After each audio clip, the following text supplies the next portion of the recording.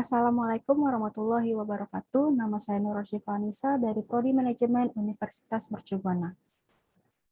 Di video kali ini saya akan menjelaskan beberapa materi tentang kewirausahaan 2, di antaranya yaitu konsep teori serta realisasi rancangan bisnis, yang kedua macam-macam konsep, metode, dan strategi sebagai tahap finishing sebelum realisasi, yang ketiga merealisasikan rancangan ide bisnis yang teruji kelayakan dan kematangannya, dan yang terakhir, mengelola kegiatan usaha dengan menerapkan konsep leadership, manajemen, dan finance. Yang pertama, rancangan bisnis. Perencanaan usaha merupakan proses berupa tindakan atau langkah untuk merancang, mengelola, dan menjalankan suatu usaha yang memiliki pengaturan untuk mencapai tujuan usaha. Perencanaan bisnis yang baik harus menggambarkan dengan jelas karakteristik bisnis yang sedang atau akan dilaksanakan, sehingga pihak-pihak yang tertarik dengan bisnis itu dapat melihat secara transparan dan mengerti secara jelas prospek perkembangan bisnis di masa yang akan datang. Rencana bisnis yang disusun secara cermat akan sangat membantu kita dalam mengambil keputusan karena kita telah mengetahui strategi, targeting, dan positioning bisnis di tengah persaingan bisnis dan cara mencapai misi strategis yang diharapkan. Dalam pelaksanaannya, kita perlu komponen perencanaan usaha supaya bisnis dapat berjalan dengan baik. Komponen ini sangat penting untuk menunjang pemilik usaha agar dapat menjalankan usaha dengan baik, serta dapat tumbuh sesuai harapan.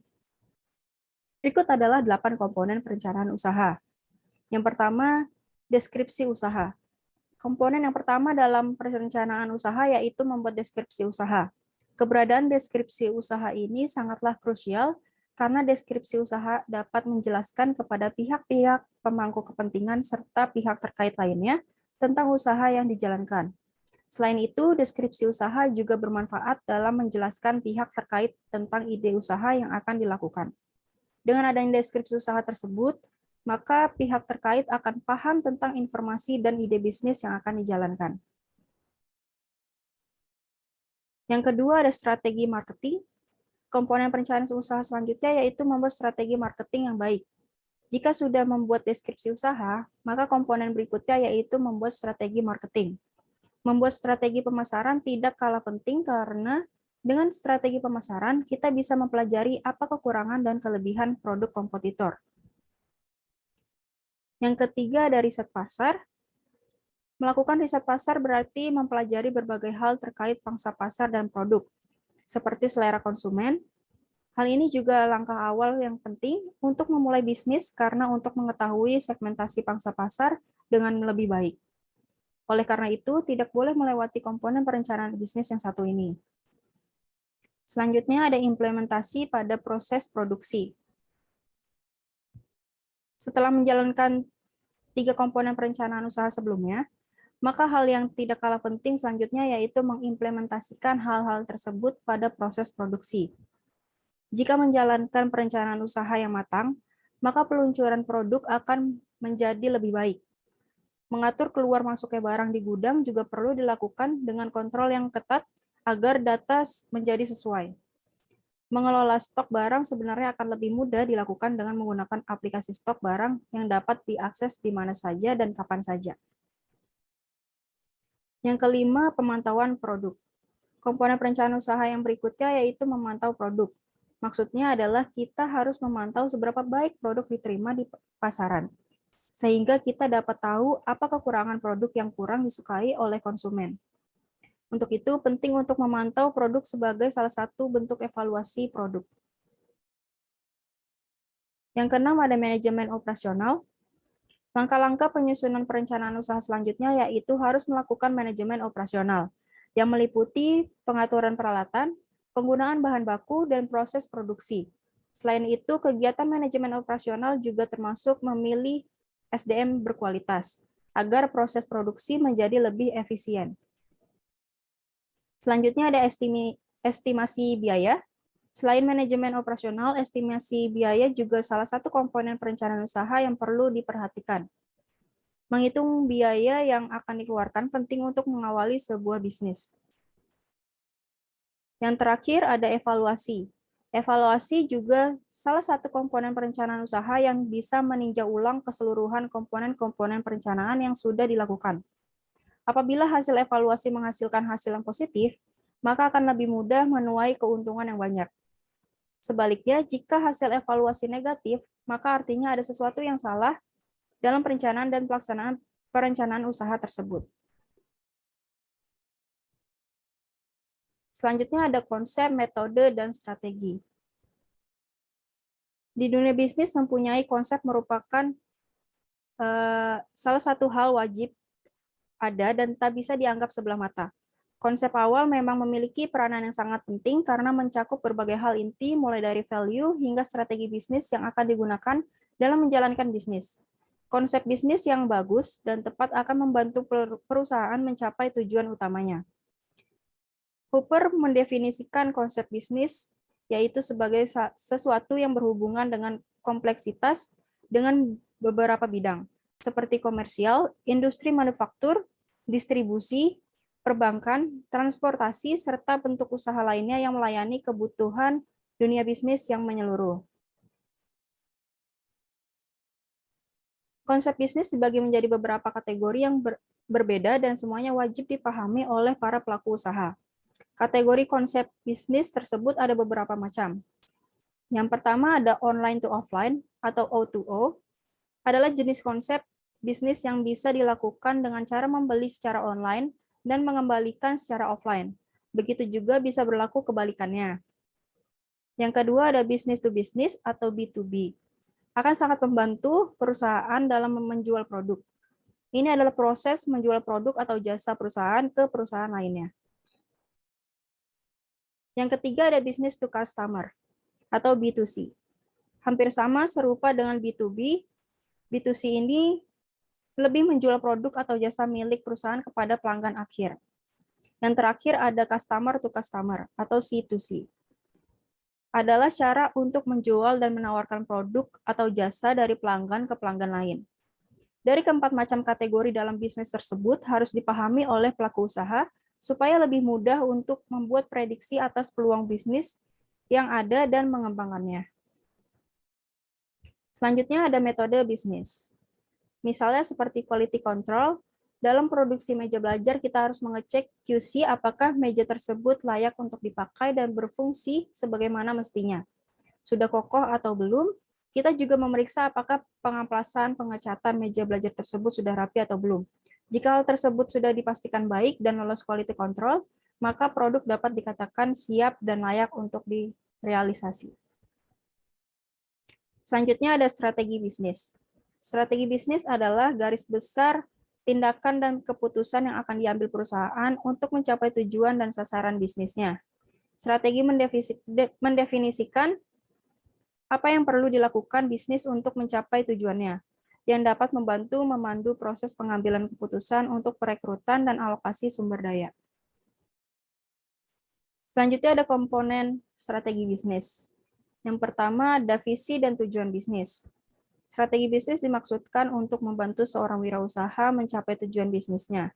Dengan visi arah bisnis, dapat membuat instruksi yang jelas dalam strategi bisnis untuk apa yang perlu dilakukan dan siapa yang bertanggung jawab untuk itu. Yang kedua ada nilai inti. Strategi bisnis memandu eksekutif tingkat atas serta departemen tentang apa yang harus dan tidak boleh dilakukan sesuai dengan nilai inti organisasi. Selanjutnya ada analisis SWOT.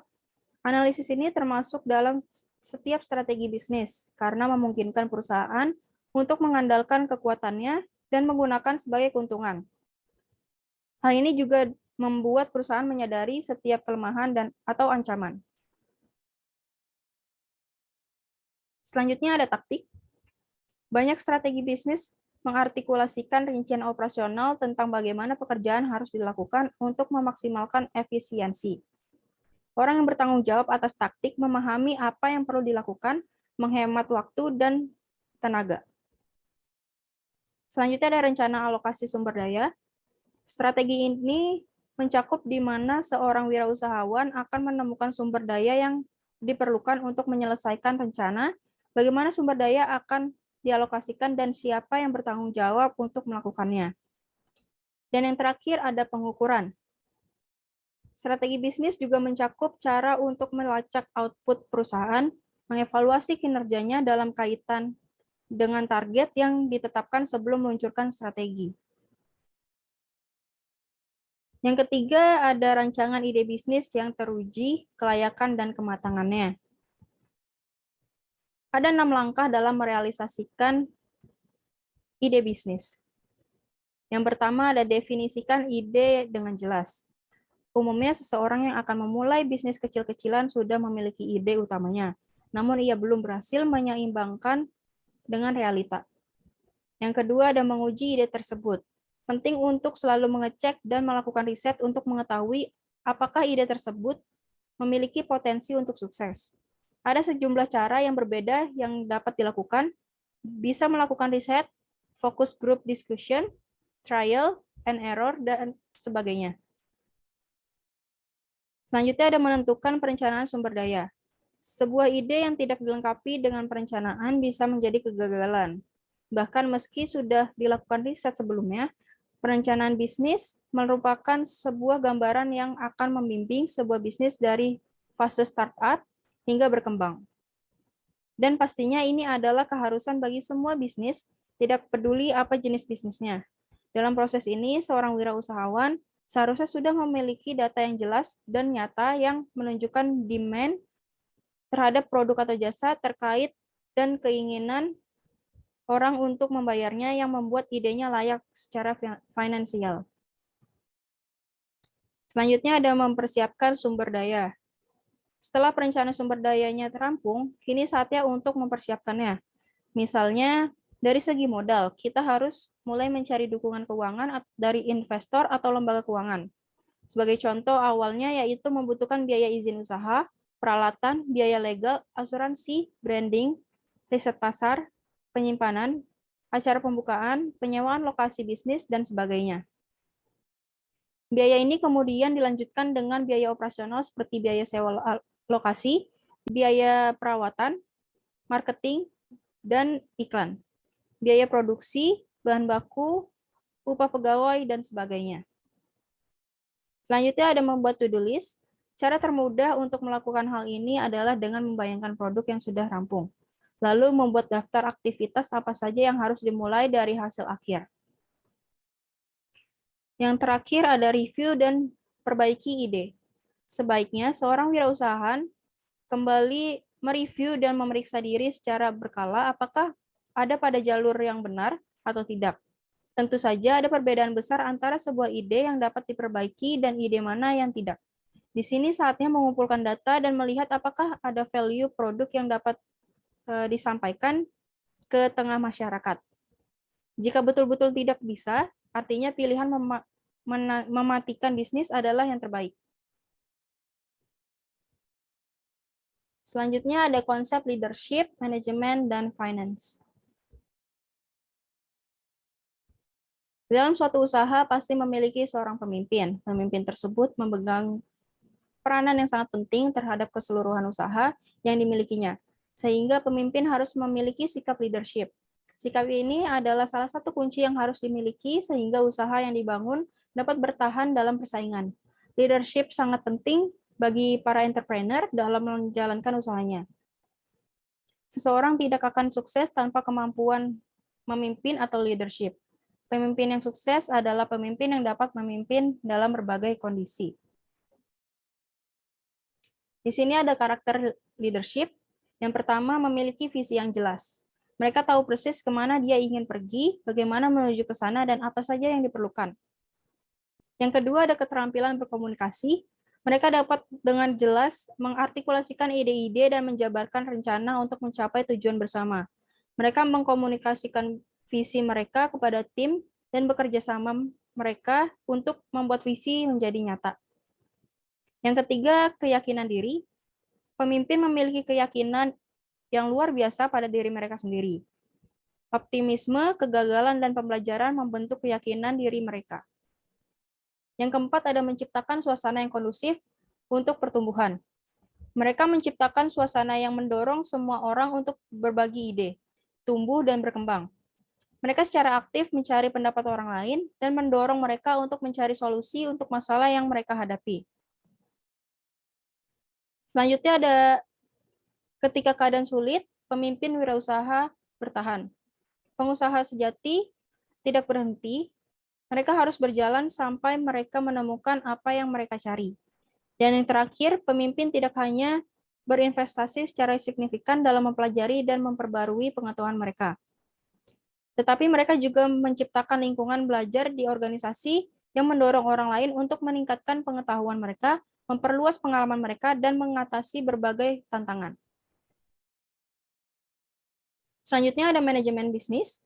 Manajemen bisnis merupakan serangkaian proses dalam kegiatan usaha yang meliputi perencanaan, pengerjaan hingga pengawasan dan bertujuan untuk memaksimalkan hasil atau target yang ingin dicapai. Tanpa didukung manajemen bisnis yang baik, keuntungan penjualan tentu tidak akan didapatkan. Berikut ini beberapa fungsi yang ada dalam manajemen bisnis. Yang pertama, perencanaan. Perencanaan merupakan langkah awal dalam kegiatan bisnis. Untuk membangun bisnis yang menguntungkan, dibutuhkan perencanaan yang matang. Mulai dari membuat rencana pemasaran, menentukan jenis produk yang ingin dijual, dan segmentasi pasar, kegiatan promosi yang ditawarkan. Selain itu, perencanaan keuangan yang baik sangat diperlukan sebelum memulai sebuah bisnis. Yang kedua, ada pengelompokan atau organizing. Jika perencanaan yang matang sudah dibuat, selanjutnya pengelompokan kerja harus ditentukan. Pengelompokan dibuat agar menciptakan sinergi dalam pekerjaan. Biasanya pembagian pekerjaan dilakukan berdasarkan fungsi masing-masing bagian seperti tim pemasaran, administrasi, logistik, dan lain sebagainya. Yang ketiga ada sumber daya. Sumber daya yang unggul dan tepat guna dibutuhkan untuk mendorong kemajuan sebuah bisnis. Pengaturan sumber daya yang tepat, baik itu bahan baku produk, mesin produksi yang digunakan untuk tentu menjadi kunci sukses bisnis. Selanjutnya ada pengaturan. Di dalam sebuah manajemen tentu diperlukan kepemimpinan yang penuh tanggung jawab serta mampu berkolaborasi dengan para karyawan. Pemimpin harus mampu untuk menyemangati karyawan agar dapat bekerja sesuai dengan rencana yang sudah disepakati di awal. Dalam fungsi ini, pemimpin sebaiknya turun untuk melihat secara langsung proses kerja timnya. Yang terakhir ada pengawasan. Fungsi pengendalian atau controlling ditunjukkan agar perusahaan dapat mengevaluasi kinerja dan sumber daya perusahaan, sehingga kesalahan yang telah terjadi saat melakukan tugas tidak terulang di kemudian hari. Selanjutnya ada finance dalam bisnis. Finance merupakan aplikasi dan adaptasi dari alat keuangan, teknik, serta prinsip-prinsip untuk perencanaan, pendanaan, operasi, dan penilaian dari suatu usaha kewirausahaan. Keuangan kewirausahaan berfokus pada pengelolaan keuangan usaha seperti itu bergerak melalui proses kewirausahaan. Selanjutnya ada tanggung jawab manajer keuangan. Yang pertama, mengkoordinasikan dan mengontrol perencanaan, pelaporan, serta pembayaran kewajiban pajak suatu perusahaan atau wirausaha agar tepat waktu dan sesuai dengan undang-undang yang berlaku. Yang kedua, merencanakan penyusunan anggaran, belanja suatu perusahaan atau wirausaha, dan mengontrol penggunaannya agar efektif dan efisien. Yang terakhir ada merencanakan dan mengontrol cash flow suatu perusahaan seperti pengelolaan piutang dan utang, sehingga operasional perusahaan tetap berjalan dan kondisi keuangan tetap stabil. Sekian video presentasi kali ini. Jika ada salah kata, mohon dimaafkan.